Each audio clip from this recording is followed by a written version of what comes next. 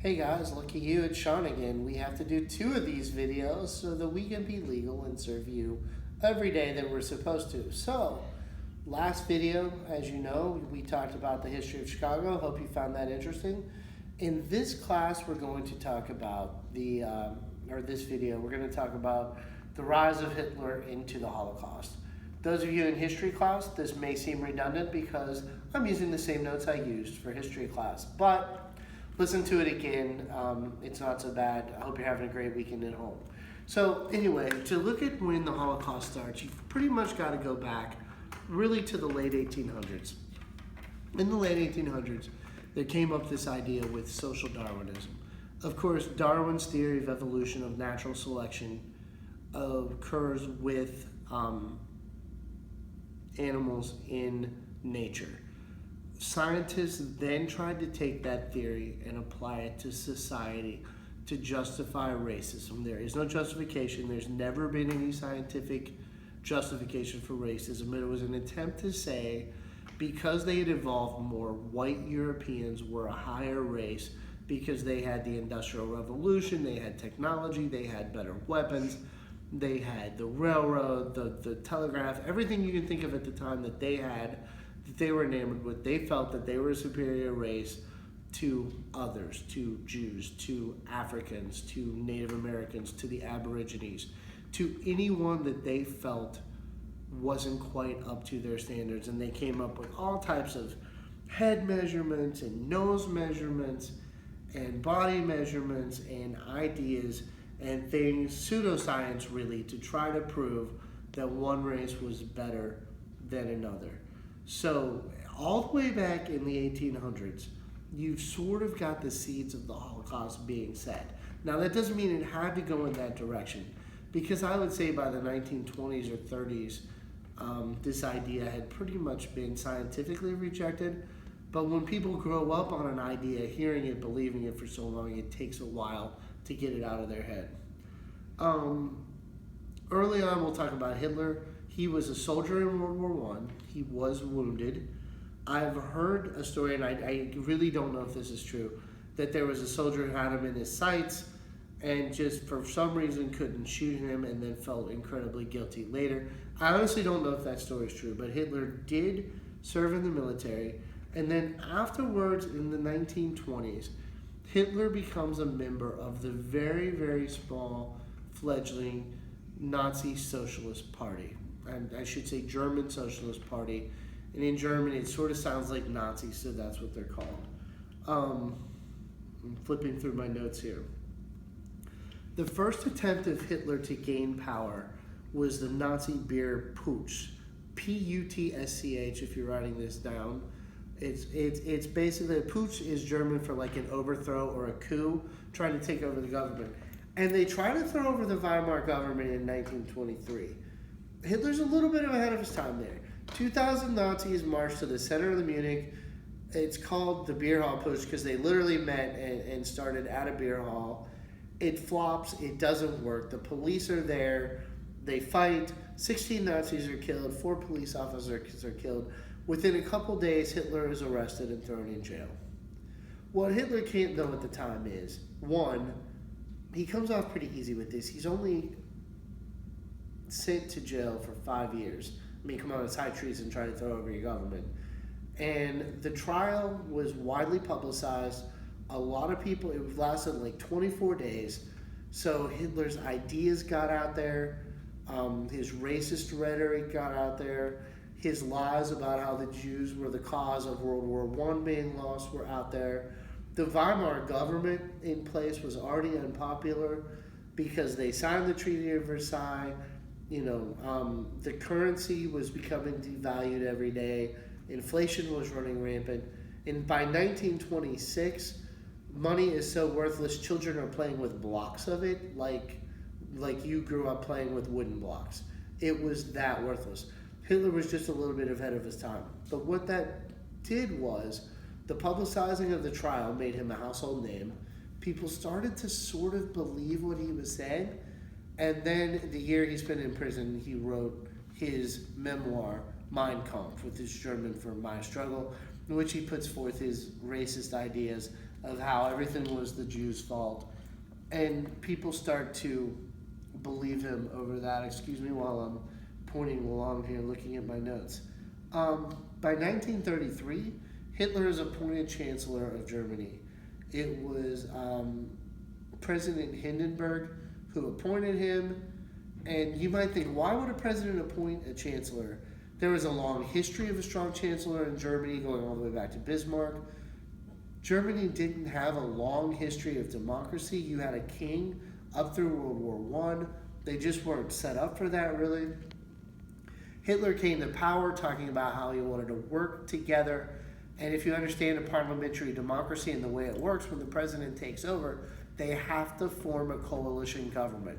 Enough of the seats in the representatives have to decide to work together and form a government. Hitler's Nazi party by that point held more seats than anyone else. The president needed him, so he's the leader of that party. Hey, work with me, you can be the chancellor. No one really saw how quickly he was going to take over. The way he gains power, really as a dictator, is February 27th, 1933. That date's right. I'm looking at it. You know how I am on dates. That date's accurate. There's a fire in the Reichstag. The Reichstag was like their Senate building, like we have the Capitol building. That's where they met. Hitler uses that to declare a state of emergency and then never actually gives up the power. By 1935, only 2 years later, Hitler's already enacting his racist policy. The first thing that happens are the Nuremberg laws. Hitler's center of power, the place where he was the most popular, was Nuremberg, Germany. And these laws forbid Jews from marrying each other. The intercourse between Jews and non-Jews was against the law. Only people that have German blood, not Jewish, could be citizens of Germany. So basically anyone who was Jewish lost their citizenship, their rights. There was a push among the German people to boycott all Jewish businesses, which really hurt them economically. Books considered un-German were burned. Jews could no longer work for the government. Ultimately, they could not drive a car, ride in public transportation, or ride bicycles, which basically took away their right to any type of movement. So you're already seeing them being treated as second-class citizens. The next major event, which I believe was in 1937, could be wrong, was the Night of the Broken Glass. It's called Kristallnacht, literally Night of the Glass. This was a retaliation against the Jews, has to do with the diplomatic incident and an attempted murder in France, not going into that, but as a retaliation, over 1,500 synagogues were burned, Jewish businesses were looted, their glass was broken, and in the end, when it was finally over, when the Jews went to their insurance companies, insurance companies refused to pay. It went to court, and the court said, well, this was the fault of the Jews because of what happened in France, so the insurance companies don't have to pay. Then basically they lost tons of property, tons of rights, tons of money in this, and it was pretty horrible. Of course, Hitler invades Poland September 1st, 1939. That is the start of World War II. He invades Poland, very quickly takes over, I believe, Norway and Denmark. Then there's sort of what they call the phony war. There's a pause. And then in April, he goes through Belgium again, through the Ardennes forest into France. There's a great movie coming out in a couple of weeks called Dunkirk about World War II and one of the first major battles. Can't wait to see it. Anyway, so that's my little plug for the Dunkirk movie. Anyway, by 1942, 3 years into the war, Hitler and his colleagues, should call them cronies, come up with what he calls the final solution. And this is what we know as the Holocaust. It was an attempt to kill off all of the Jews, not just in Europe, but everywhere the Nazis held power or were going to hold power. So by 1942, the war is still looking fairly decent for Hitler. Hitler's got control, or allied with people who control pretty much all of Europe. The only enemies left are Great Britain, and they've been sending planes at each other. and then Russia to the east. Hitler was actually allied with Stalin for a while, and then in one of the greatest blunders in history, Hitler invaded the Soviet Union. But going back to the final solution, of that final solution, and a lot of the concentration camps were placed in Poland, 90% of the Jewish people in Poland were killed. 90%. That's 9 out of 10. Think of 9 of your friends, add yourself, that's 10. One of you would have made it. That's horrible. Also, 2/3 of the entire Jewish population was killed. Now, think to yourself, how many concentration camps do you think there were? Most people guess 100, 220. There were actually over 40,000 concentration camps around Europe. Some of them were huge, some of them were small. On the Eastern Front, when the Soviets or the Germans were advancing into Soviet Russia and they came across Jews, they also had mobile killing units that would exterminate them on the spot. Some of the camps that I'm sure you've heard of, Auschwitz, Birkenau, and Buna. You know Buna from the book you're reading because that's where ultimately I believe Elie Wiesel and his father ended up. You had Auschwitz I, Auschwitz II. Auschwitz II was paired with Birkenau. Auschwitz III was paired with Buna. It's also called Monowitz, if you've heard of that. Out of the 6 million Jews killed in the Holocaust, 1 in 6, so 1 million were killed in the Auschwitz system alone. It was a horrible place. As you know from the book, the Jews would arrive in cramped cars, be taken out, stripped, forced to take a shower. Some were showers, some were gas. You had the crematoriums going almost nonstop. Honestly, the thing that stopped a lot, maybe not the killing, but the cremation of the bodies was that eventually in the war, Hitler ran out of gas. That's one of the reasons why he was in the Soviet Union. He was trying to get down into the Baltic areas to get control of their gasoline.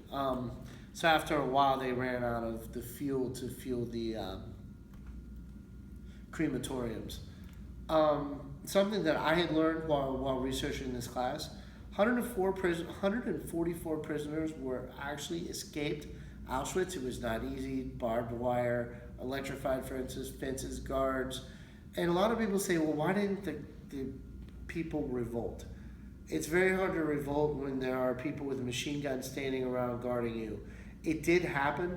2 units assigned to the gas chambers revolted in 1944, but that revolt was crushed very, very quickly. Obviously, when they come through, the camps are liberated as the Allies come in from the German west, heading east. The Russians are moving in from the east, heading west. Both sides, when they come across the camps, they liberate them, try to help the people who were there.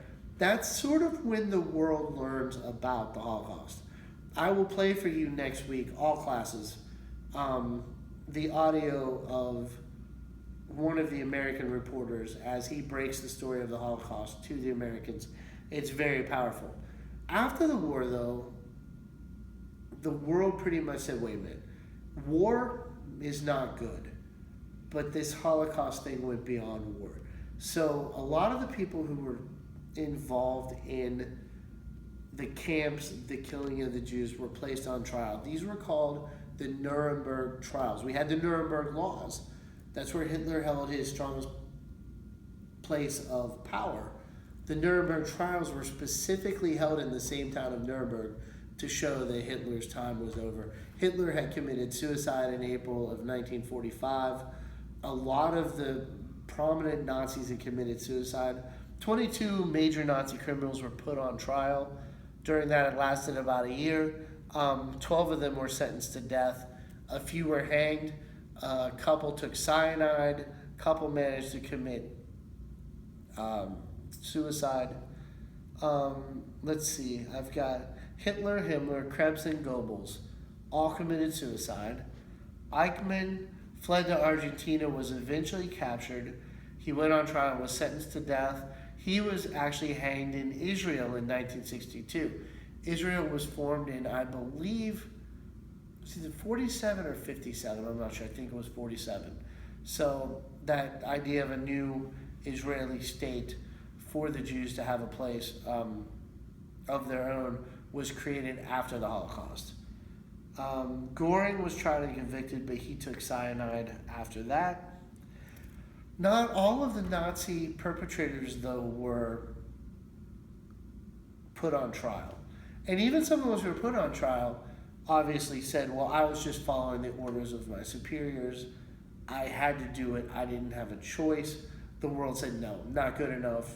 Killing indiscriminately just because these people are Jewish isn't good enough. But some of them, Werner von Braun, he actually ended up being smuggled into the U.S. We smuggled in about 1,500 Nazis that had some scientific know-how or knowledge against Russia or of the communists that we thought could help us with the Cold War. If it wasn't for Werner von Braun, we probably wouldn't have been able to put people into space as quickly as we did. The Russians beat us, obviously, with Sputnik, Sputnik 2. Yuri Gagarin was the first Russian cosmonaut in space. The Russians got there first. We got to the moon first. But Werner von Braun, going back to the Nazis, was the person who invented the V-2 rocket for Germany at the end of the war. He had a know-how that the United States wanted because we realized we were going to get into a space race with the Soviet Union. So not all Nazis were punished. If you had knowledge or something that we needed, we had it. So I'm getting the signal that it's about time to wrap up. I'm sorry, I have no idea how long I've been talking. Hope you guys have a great summer. Oh, and by the way, you also, even if you're in the history class and you've already written these notes, have a half a page summary written on this as well before I'll collect it at the beginning of the day or whatever class you see me first on Thursday. So, all right, that's cool. Hope you guys have a great break, and I will see you, in 1 week if I don't see you tomorrow.